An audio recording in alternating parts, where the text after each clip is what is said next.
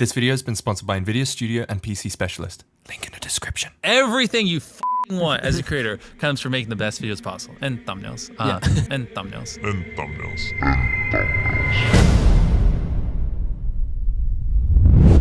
Since the beginning of time, humanity has needed to know what makes a good thumbnail. Many years ago, a YouTuber by the name of Finzar tried to solve this problem. But he just spent ages talking about random shit instead of getting on with the video. So one day, not too long ago, he decided he'd try again. But this time, he'd make it way goddamn better. Photoshop! Photoshop, baby! Photoshop! So without further ado, let's get cooking! The first thing you're gonna wanna do is open up Photoshop. You're gonna click it. Yeah, you're gonna... Why are we still here? Once it's loaded up, you're gonna click Create New. Hey, you still with me? Are you still with me? Keep up. Next, you're gonna head over to Film and Video. Then you're gonna find HDTV 1080p. Just trust me that 1080p is the one you want to select. Alright, let's lay the ground rules. Control and minus, and then Control and plus. That zooms out and zooms in. You're gonna be using that all the time. Control and H to get rid of these blue bars if you've got them showing already. And straight away, we're ready to begin. So I'm assuming here that most of you are going to be doing gaming thumbnails, which is awesome. Let's go through that. So now's the first real task. We got to think about who we want on our thumbnail. So let's find something that's trending at the moment. Your hand slips and you accidentally open Microsoft Edge. That's so dumb. It's not funny. Definitely gonna go with the Super Saiyan theme because anime, you know? People like anime. Right click. Copy the image, and go back into Photoshop, paste that shit, Control and V. So one of the first things that we need to get used to is pressing Control and T, which means transform. So it means that we can move our image around, resize it, everything like this. You don't have to hold down Shift on that. If you do hold down Shift, then it changes the whole aspect ratio, makes it... Now for the most time-consuming bit, we're gonna cut him out. But before that, a quick note. When you hold down the spacebar and then click and drag, you can move your canvas about. So now onto cutting out. I press P to go onto the pen tool, which is the first option here, and then I begin cutting. How exciting. If you hold click whilst you're creating a new position, then as you'll see, it will curve. You can also add new positions in between positions you've previously created. And then finally with the pen tool, if you want to reposition one of these points that you've already made, you just have to hold down Control and then click and drag. So let's fast forward through it now, and I'll see you when I finish. We've done it, we've made a selection. It should look like this. It should be all connected. We're gonna right click, and then we're gonna make selection. We're gonna set the feather radius to 1 pixel, hit OK, and then as you can see, we got this dude selected. So if it's selected the outside for some reason, then just hit Control, Shift, and I to invert the selection. When we come out of pen mode and press V, that takes us back to our normal cursor. Then we should see some scissors over our mouse head. Now this means that we can just click, bam, Control and copy, and then Control, paste. And then as you can see, we have him separated from the background on a separate layer. He's been selected. Look at him, he's the chosen one. You're the chosen one!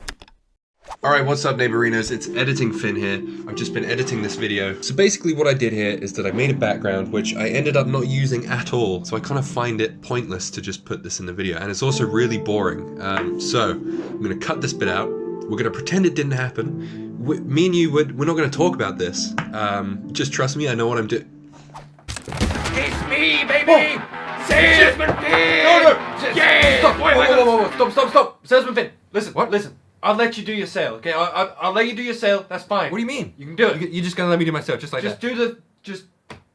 Just do it. I was looking forward to this. It's kind of the thing I do. I scream. I scream my Just name. do me a favor. It's all I got. Okay, just make it entertaining, make it It's good. all I I've got got. a good video going on here, so don't ruin the pacing, okay? Okay, say no Better more. be entertaining though. It's a good one. I want to be Okay, entertained. it's a good one. Trust me. Alright.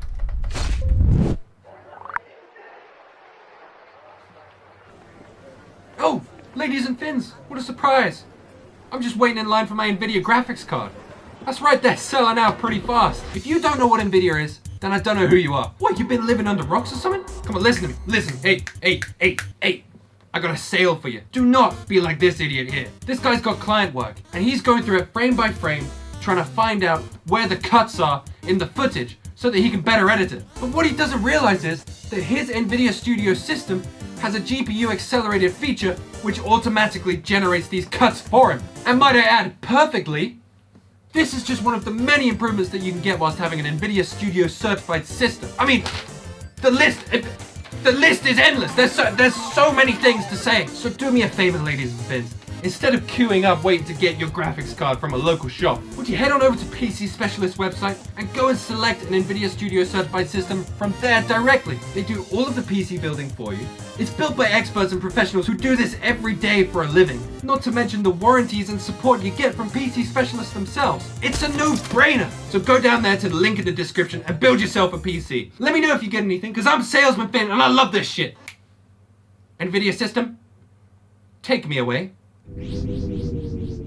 So anyway, back to the tutorial. So now that we got our dude all cut out and ready to go, what we're going to do is press Ctrl and T and then fill him out to the edge of the frame here. I'm also going to do a little bit of rotating so that we fit more of his hair in there. And in terms of positioning, that's probably where I'm going to leave him. Now we're going to make the text. Press T, then we click somewhere on the canvas and start typing. I usually do every word separately so I have full control over the positions of each word. The. Look at that thumbnail, guys. So let's go through text settings and how to make text look sparkly and great. So we got our text. I'm going to double click on our text. And as you can see, we bring up the layer style panel. Drop shadow. Yes. I usually like to have mine on size only. Please don't take that out of context. Change the distance a little bit so that it's just off. Gives it a little bit of a 3D look, makes it look like it's actually part of the thumbnail, which I like. Also the opacity, just changing it to something around 75 also just adds this sense of it being connected to the thumbnail. Gradient overlay. The first kind of gradient we're going to do is find grays. And then we're going to select this one here, click OK, and then we're going to go to inner glow. I'm going to change that inner glow to white. I've already got it set to overlay. And then we're going to change the settings so that it just looks like there's like a neon kind of glow around the edge. You don't have to do any of this. This is all up for interpretation. I'm just showing you how I do mine. Bam, okay. As you can see, we have all of the effects stacked up here. That's great. Another really cool thing you can do on Photoshop is Alt and drag to duplicate. So Alt and then click and drag and that duplicates it. So then press T again and then double click on the word that you want to change and then just type the best. The best thumbnail. The best thumbnail. It's the best thumbnail. We're going to change the color of thumbnail to my favorite. We're going to change it and we're going to go down and we're going to change the colors to yellow and orange. And then as you can see, this white inner glow is actually overlaying. I like that already. It's looking good. Now it gets a little bit messy down in this layer box. All you have to do is click these to collapse all of the effects. But equally, if you want to keep them open and you want to see how effects look on and off, you just have to click these eyeballs here. And as you can see, we're looking at what we've just done on and off. So that's pretty cool. Just doing a little bit of adjustments on the position of the text. Also going to change the scale of our man here a little bit. Maybe bring him in front of the text. Give it a little bit more depth. Now for the background. The background isn't good enough for me. It's fine, but it's not good enough. So we're going to look up anime lightning background. Oh, this is good. I like that. As we did before, we're going to copy and then paste it into Photoshop. Just resizing it here, then changing the layer style to screen. This just gets rid of that black background. And then of course I'm doing some final adjustments with Control and T. Okay, so with the background colors now, I'm starting to think that maybe we should try something else. So now I'm thinking space. Now this is a good one. I've used this one quite a few times. We go to background, paste over the background there. And then we're going to resize it. Now it does look really messy right now, and that's expected. We're going to clean this up. So we're going to add some stroke to that text, set it to 10 and hit OK. And then we're going to do the exact same on the other two words. Looking a bit better. Now we're going to go onto our Super Saiyan guy, double click him. We're going to add a drop shadow on him, makes him stand out a little bit better. Yeah, that looks pretty good. Then we're going to add stroke, and then I'm going to change it to white. I think that looks pretty good. Now we're going to adjust the space background. Make sure that you've got that selected, then head up to Image, Adjustments, Brightness and Contrast, and then play around with it until you're happy. I like mine to be a bit brighter and a bit more contrasty straight away. When you're happy, hit OK, and then head up to Filter, go down to Blur, and then select Radial Blur. A window will pop up. Then we're going to change the blur method from spin to zoom, and then change the amount to about 20. This box here tells us where the zoom blur is going to happen on the canvas, so we're going to move it to the right hand side so it starts behind our guy here. And so far that looks pretty good. Maybe we don't need the, we just need best.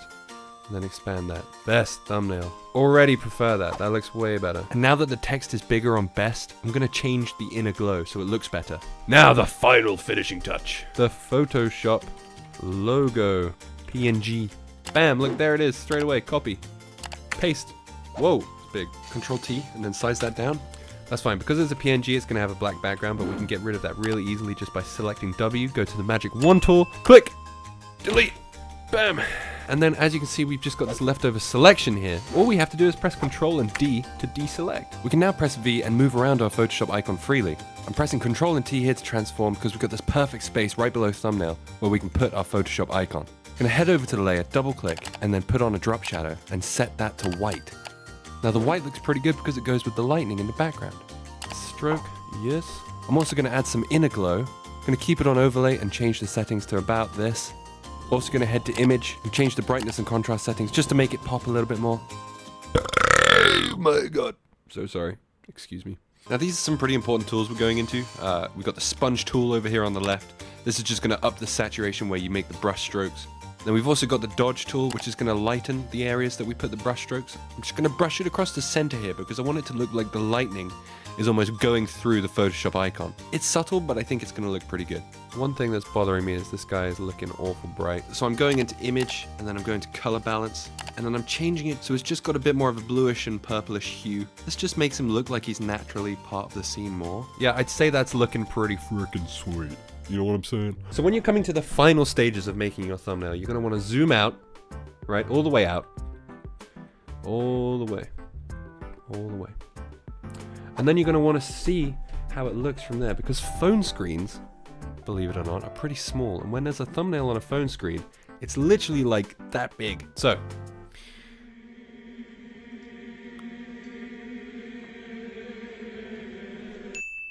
looks pretty good. as you can see, we can see the text pretty clearly. We can see this guy going Super Saiyan pretty clearly. We can see it's Photoshop pretty clearly. I'd say it looks pretty fine, and I'm probably going to keep it like this for the final thumbnail. This is probably what you're going to have clicked on to get into this video, which you're watching right now. Thank you, by the way. And I think that's about it. Now, remember to say, oh my god, we haven't saved the whole time. Okay, I'm going to save it to the cloud documents. I find that way easier. The best thumbnail. Save. So when exporting, you're going to want to go up to File, then hit Export, then Export As. You make sure that the format is on JPEG. As you can see, when I change the quality to something like great, the size of the thumbnail actually goes up to 2 megabytes. Now, YouTube's maximum size limit on thumbnails is 2 megabytes, so we're going to have to go with excellent quality. So when you're ready, go down to Export, and then go to your Thumbnails folder, and create a name for your thumbnail. And in terms of organization, I usually just title them as V1, V2, and V3. This Radel one, I did like 9 versions. Does good editing make you a good YouTube video? That's 4 different versions. You know, don't be afraid to go back and change it. So that's it. That's it for the thumbnail.